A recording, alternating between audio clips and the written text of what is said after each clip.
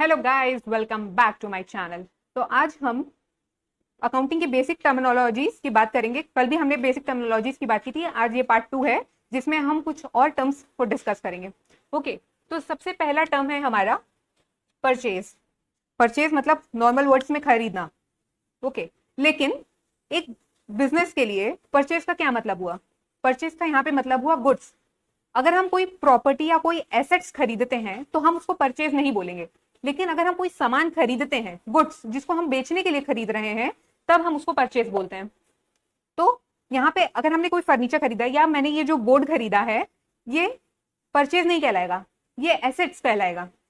लेकिन अगर हम कोई सामान ऐसा खरीद रहे हैं, कोई अगर कार मैन्युफैक्चरिंग कंपनी या कोई जनरल स्टोर है, वो कोई सामान अगर बेच रहा है तो वो उसका जो उसके वो जो सामान है, जो गुड्स है, वो उसके लिए परचेज है उसने। या कोई कार मैन्युफैक्चरिंग कंपनी है, उसने स्पेयर पार्ट्स खरीदे, तो वो जो स्पेयर पार्ट्स उसने प्रोडक्शन के लिए खरीदा, वो हुआ परचेज। वो एसेट्स नहीं कहलाएंगी, वो परचेज कहलाएंगी। फिर बात आती है परचेज रिटर्न की।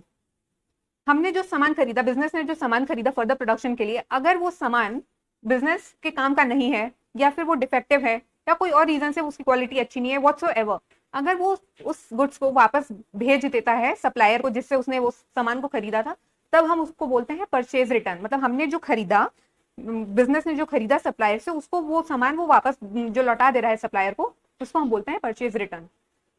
फिर बात आती है सेल्स की, कि सेल्स क्या होता है। जैसे कि परचेज का यहाँ पे मतलब हुआ गुड्स का खरीदना, रॉ मटेरियल्स का खरीदना सप्लायर से, उसी तरह से सेल्स का मतलब होता है जो गुड्स हैं उनको बेचना। ना कि एसेट्स की बेचने की बात नहीं हो रही है कि हमारे पास, अगर मेरे पास ये ब्लैक बोर्ड है, हम इसको बेच दिए, तो ये एसेट्स हम अपनी बेच रहे हैं, हम इसको गुड्स नहीं बोलेंगे। हम जो ये पढ़ा रहे हैं ये सर्विस है, तो सेल ऑफ सर्विस। एग्जैक्टली, ठीक है। तो उसी तरह से अगर कोई और शॉप है या कोई कार मैन्युफैक्चरिंग कंपनी है, वो अपनी कार बेच रही है, तो वो कार बेचना उसके लिए वो गुड्स है, वो उसको बेच रहा है, वो उसकी एसेट्स नहीं है। हम अपनी अगर कार बेचते हैं तो हम अपनी एसेट को बेच रहे हैं, वो गुड्स नहीं कहलाएगी। लेकिन एक कार मैन्युफैक्चरिंग कंपनी के लिए वो जो कार बेच रहा है वो गुड्स है। ओके, फिर बात आती है सेल्स रिटर्न की। बिजनेस ने कस्टमर को गुड्स सप्लाई किए, सेल्स की, लेकिन इफ इन केस कस्टमर को वो प्रोडक्ट या वो सामान पसंद नहीं आया, वो हमें वापस भेज देता है, बिजनेस को वापस भेज देता है, या फिर हमारा प्रोडक्ट डिफेक्टिव है या कोई भी और रीजन से अगर वो सामान हमें वापस भेज देता है कस्टमर, तो हम उसको बोलते हैं सेल्स रिटर्न। मतलब हमारी की हुई सेल्स हमें वापस मिल गई, हमारा सामान हमें वापस मिल गया बिजनेस को, तो वो होता है सेल्स रिटर्न। अब बात आती है स्टॉक इन ट्रेड या स्टॉक। स्टॉक का यहाँ पे मतलब होता है वो सामान जो कि बिजनेस ने खरीदा डायरेक्ट रीसेल करने के लिए। मतलब उसका हम फर्दर प्रोडक्शन नहीं करेंगे, हम उसको सीधे खरीद रहे हैं, सीधे बेचने के लिए। जैसे कि अगर कोई पैकिंग के लिए सामान है, हम मान लीजिए चिप्स मैन्युफैक्चरर हैं, हमने पैकेट कहीं आउटसाइड से परचेज किया, अब हम उसके ऊपर कोई फर्दर प्रोडक्शन नहीं करने वाले हैं, प्रोडक्शन हमने चिप्स का किया, उस चिप्स को हम उस पैकेट में डाल करके फिर हम मार्केट में सप्लाई करेंगे। तो वो जो पैकेट है हमारा, वो हमारे लिए स्टॉक इन ट्रेड है। मतलब जिसको हम सीधे खरीदते हैं बेचने के लिए, वो होता है हमारा स्टॉक इन ट्रेड। अब बात आती है इन्वेंट्री की। स्टॉक और इन्वेंट्री में फर्क क्या है कि इन्वेंट्री एक वाइडर टर्म है जिसमें स्टॉक को इंक्लूड किया जाता है। इन्वेंट्री में वो सामान को भी हम इंक्लूड करते हैं जिसका यूज करके हम फर्दर प्रोडक्शन करते हैं। हमने रॉ मटेरियल खरीदा, तो वो जो रॉ मटेरियल है हमारा, वो है इन्वेंट्री, और उस इन्वेंट्री का, उस रॉ मटेरियल का यूज करके हम प्रोडक्शन करते हैं। तो मान लीजिए हमने प्रोडक्शन करना स्टार्ट कर दिया आज की डेट में, लेकिन वो अभी पूरी तरह कंप्लीट नहीं हुआ है, वो आधा कंप्लीटेड है। तो वो जो आधा कंप्लीटेड है उसको हम बोलते हैं वर्क इन प्रोग्रेस या वर्क इन प्रोसेस। तो वो भी इन्वेंट्री हुई।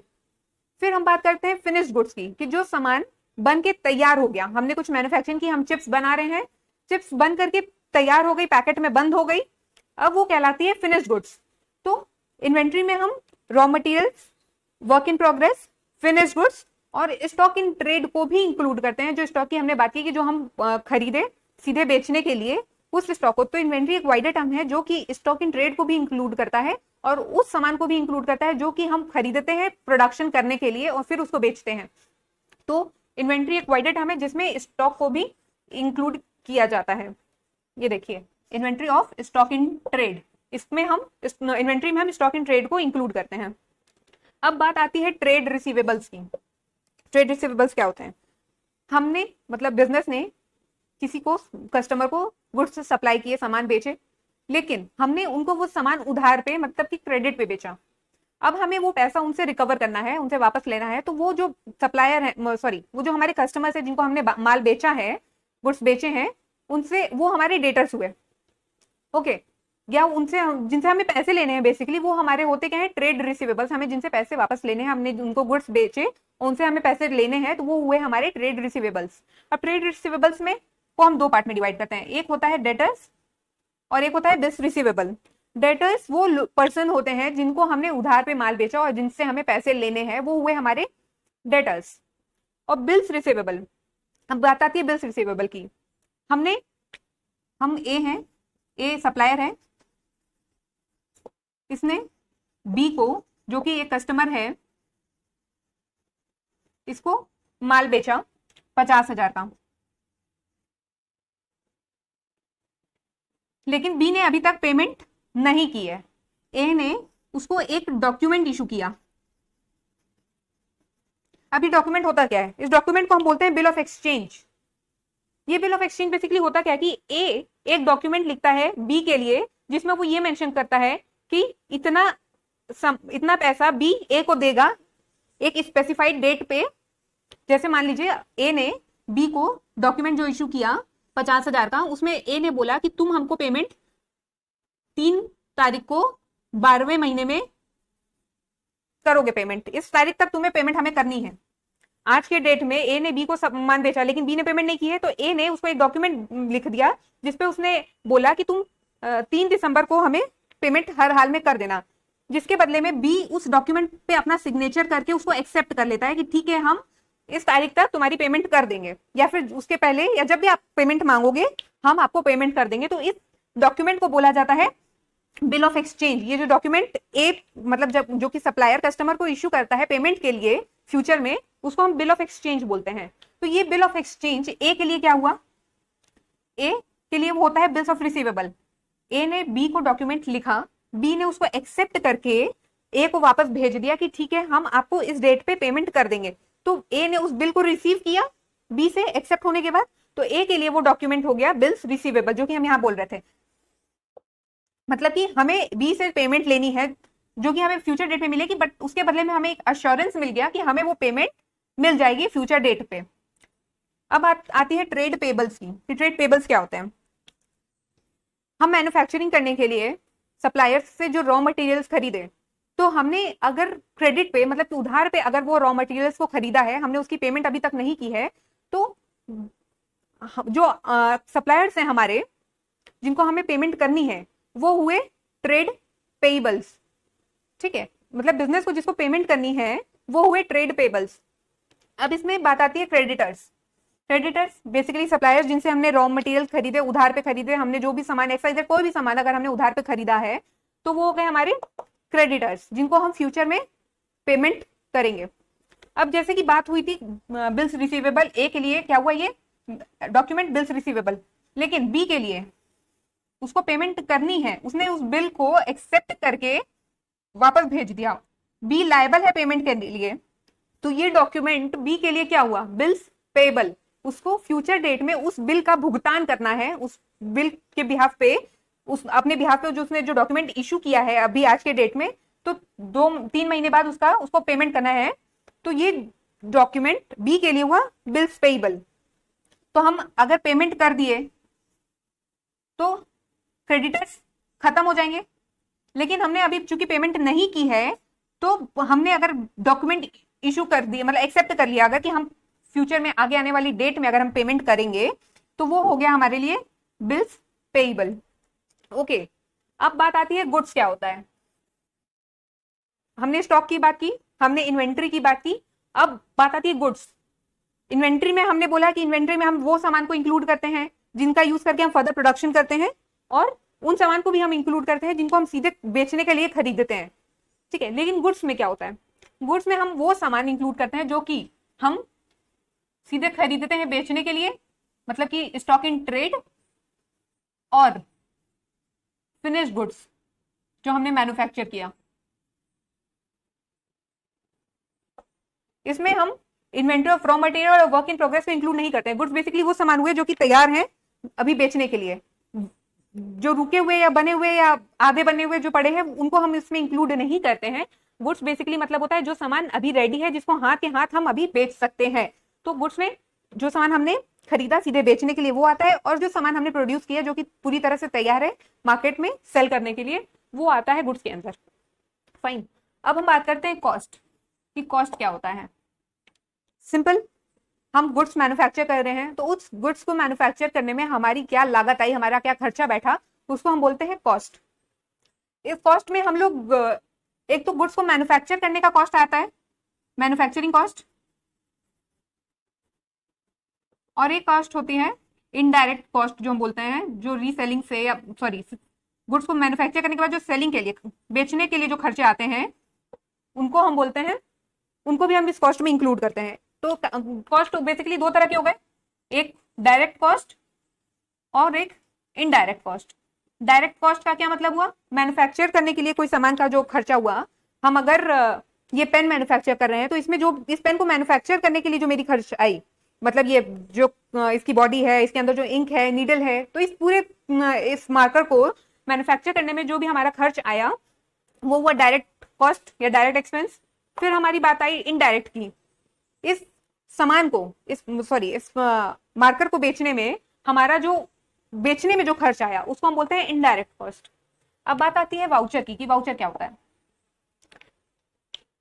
हम सामान बेचे, सप्लायर ने कस्टमर को सामान बेचा, जिसके बदले पे वो एक उसको डॉक्यूमेंट इशू करता है कि आपने हमसे ये सामान इस रेट का खरीदा है।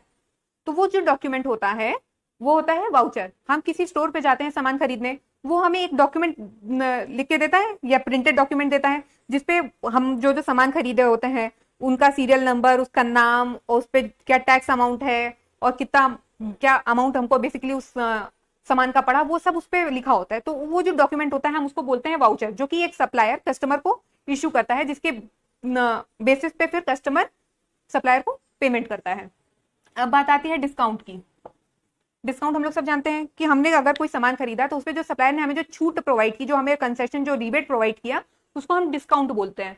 अब डिस्काउंट भी दो तरह के होते हैं, एक होता है ट्रेड डिस्काउंट और एक होता है कैश डिस्काउंट।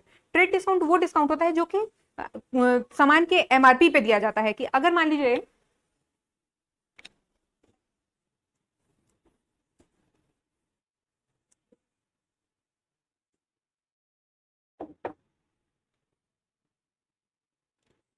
₹100 का अगर कोई गुड्स था, ठीक है, उस पर सप्लायर ने बोला कि हम आपको 10% का डिस्काउंट प्रोवाइड करेंगे, या हम लोग भी कई बार जाते हैं शॉप्स पे तो वो लोग बोलते हैं कि 50% ऑफ है, फ्लैट 50% ऑफ, फ्लैट 20% ऑफ।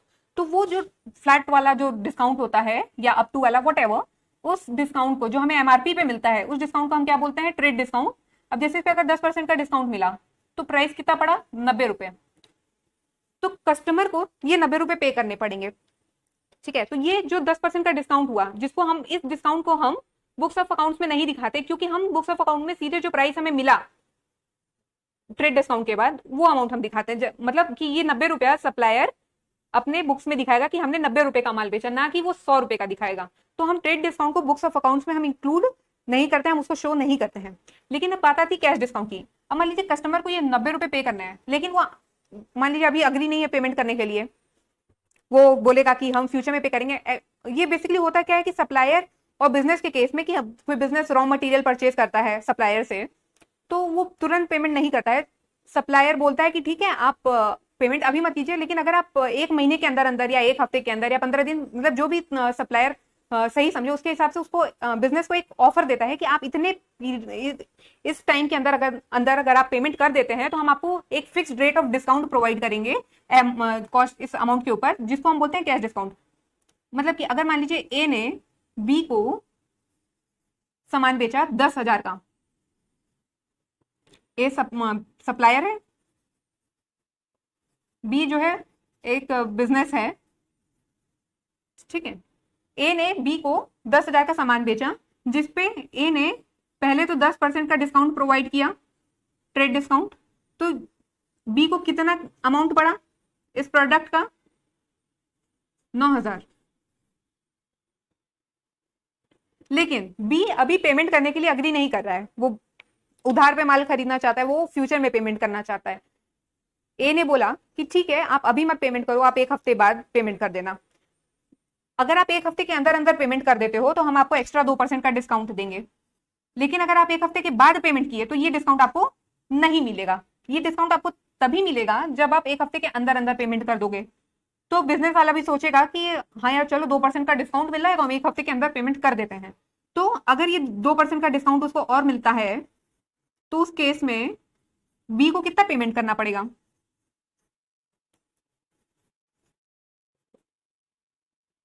8,720। तो बी को उस केस में ए को सिर्फ 8,820 रुपए पे करना पड़ेगा। ओके, तो ये बी के ऊपर है कि वो इस डिस्काउंट को अवेल करना चाहता है कि नहीं करना चाहता है। अगर वो अवेल करना चाहता है तो उसको सिर्फ 8,820 रुपए पे करने पड़ेंगे। लेकिन अगर वो अवेल करना नहीं चाहता है तो उसको पूरे 9,000 रुपए पे करने पड़ेंगे। और ये जो कैश डिस्काउंट होता है इसको हम बुक्स ऑफ अकाउंट्स में शो करते हैं। ट्रेड डिस्काउंट को हम नहीं दिखाते हैं, लेकिन कैश डिस्काउंट को हम अलग से बुक्स में दिखाते हैं कि हमने जो डिस्काउंट है 2% का, हमने ये कस्टमर को प्रोवाइड किया 2% का डिस्काउंट, इसको अलग से बुक्स में दिखाया जाता है। ओके, अब बात आती है बैड डेब्ट्स की। बैड डेब्ट्स क्या होता है? बैड डेब्ट्स वो पैसा होता है जो कि हमें डेप्टर से, जो हमने डेटर्स की बात की थी, डेटर्स से या ट्रेड रिसीवेबल से बेसिकली जो हमें पैसे लेने थे लेकिन वो हमें अब नहीं मिलेंगे, वो जो पैसे डूब गए, उसको हम बोलते हैं बैड डेब्ट्स। मान लीजिए कोई कस्टमर है जिससे हमें 1,000 रुपए लेने हैं, वो दिवालिया हो गया, इंसॉल्वेंट हो गया, बैंकरप्ट हो गया, मतलब कि अब उसके पास पैसे नहीं है हमारे पे करने के लिए।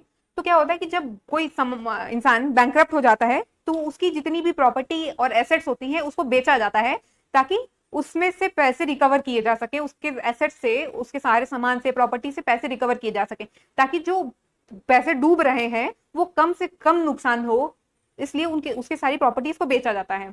तो मान लीजिए हमें उससे 1,000 रुपए लेने थे, उसके सामान को बेचा गया और उसके बाद हमको जो पैसे रिकवर हुए वो 500 रुपए हमें उससे रिकवर हो गए। तो ये 500 रुपए तो हमें रिकवर हो गए, लेकिन जो 500 रुपए जो डूब गए ये अब हमें रिकवर नहीं होंगे। तो जो पैसा हमें कस्टमर से या अपने जो ट्रेड रिसीवेबल्स है, जो पैसा हमें अब रिकवर नहीं होगा, उसको हम बोलते हैं बैड डेब्ट्स। जो पैसे अब डूब गए उसको हम बोलते हैं बैड डेब्ट्स। एक टर्म और होता है बैड डेब्ट्स रिकवर्ड।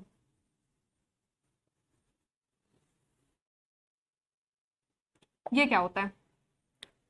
हमने जो पैसा सोचा था कि डूब गया, अचानक से कुछ टाइम के बाद कुछ ऐसी सिचुएशन या सर्कमस्टेंसेस बनी कि वो पैसा अब हमको रिसीव हो गया या हो जाएगा, इसकी श्योरिटी हो गई, तो उसको हम बोलते हैं बैड डेब्ट्स रिकवर्ड। मान लीजिए हाँ, ए ने हमसे सामान खरीदा था, ठीक है, अब 1,000 का सामान उसने खरीदा, लेकिन अब वो पेमेंट करने लायक नहीं बचा, वो हमें पेमेंट नहीं करेगा, या फिर उसने सिर्फ हमें 500 रुपए की पेमेंट की, 500 रुपए की पेमेंट अब वो हमें नहीं करेगा, वो 500 रुपए हमारे डूब गए। लेकिन कुछ महीनों बाद, कुछ साल बाद अचानक से वो आकर के हमें उस 500 रुपए की पेमेंट कर देता है, या फिर वो हमें ये गारंटी दे दिया कि हम आपको ये 500 रुपए की पेमेंट कर देंगे। कुछ उसकी सिचुएशन या सर्कमस्टेंसेस ऐसी बन गई होंगी कि वो पेमेंट करने लायक हो गया। तो अगर वो हमें वो पेमेंट कर देता है या हमें अश्योरेंस देता है कि हम आपको वो पेमेंट कर देंगे, तो उसको हम बोलते हैं बैड डेब्ट्स रिकवर्ड। अब हम बात करते हैं कि इंसॉल्वेंट का क्या मतलब होता है। इंसॉल्वेंट मतलब वो पर्सन जो कि अब हमारे पेमेंट को हमें करने के लिए इनकेपेबल है, जो कि अब हमें हमारी पेमेंट नहीं कर सकता है, जो कि अब दिवालिया हो गया है, जिसके पास अब पैसे नहीं बचे हैं जो कि वो हमें पेमेंट कर सके, तो उस इंसान को हम बोलते हैं इंसॉल्वेंट, जो कि अब इस कैपेसिटी में नहीं है कि वो हमें पेमेंट कर सके। Solvent just opposite of insolvent, person who is capable to make payment, who has money and who is in capacity to make a payment is solvent. अब बात आती है revenue from operations। revenue from operations और revenue ये दो एक जैसे term है, बट इसमें बहुत छोटा सा डिफरेंस है। revenue from operations में हम उस पैसे की, उस मनी की बात करते हैं जो कि हमें गुड्स या सर्विसेज, गुड्स बेचने से या सर्विसेज प्रोवाइड करने से जो हमें पैसे रिसीव हुए, जो मनी रिसीव हुई, उसको हम बोलते हैं रिवेन्यू फ्रॉम ऑपरेशंस। मतलब कि बिजनेस की ऑपरेटिंग एक्टिविटीज से जो रिवेन्यू जनरेट, जो पैसे रिसीव हुए, उसको हम बोलते हैं रिवेन्यू फ्रॉम ऑपरेशंस। लेकिन रिवेन्यू ये एक वाइडर टर्म है जिसमें हम रेवेन्यू फ्रॉम ऑपरेशंस को इंक्लूड करते हैं। रेवेन्यू में हम उस पैसे को भी इंक्लूड करते हैं जो कि हमको ऑपरेटिंग एक्टिविटीज से नहीं बल्कि अदर एक्टिविटीज से भी मिलता है। जैसे कि अगर हमको रेंट मिला, हमने अपना गोडाउन या फिर अपना कोई फ्लैट बिजनेस की अगर किसी प्रॉपर्टी को अगर हमने किसी और को प्रोवाइड कर रखा है यूज करने के लिए, तो उसके बिहाफ पे अगर हमको रेंट मिला या फिर हमको इंटरेस्ट रिसीव हुआ हमारे इन्वेस्टमेंट पे या अदर कोई भी अगर हमें इनकम हुई, तो उसको हम बोलते हैं, उसको भी हम इंक्लूड करते हैं रेवेन्यू में। फिर बात आती है एंटिटी। एंटिटी क्या होता है? एक बिजनेस यूनिट या फिर एक इकोनॉमिक यूनिट जो कि रेवेन्यू करने के पर्पज से बनाया जाता है, जो कि प्रॉफिट या इनकम जनरेट करने के पर्पज से बनाया जाता है, उसको हम बोलते हैं एंटिटी। टर्नओवर। टर्नओवर की अब बात आती है तो एक पर्टिकुलर टाइम पीरियड में, जैसे कि अगर एक साल में कितने टोटल अमाउंट की सेल्स की गई, उसको हम बोलते हैं टर्नओवर। अगर हमने एक पूरे साल में मान लीजिए 1 लाख के गुड्स को बेचा, तो वो जो 1 लाख का गुड्स है अगर हमने उसको बेचा है तो वो हो गई हमारी टर्नओवर, कि हमने कितने की सेल्स की। अगर उस 1 लाख के गुड्स को हमने 1.5 लाख में बेचा तो वो 1.5 लाख हमारी क्या हुई?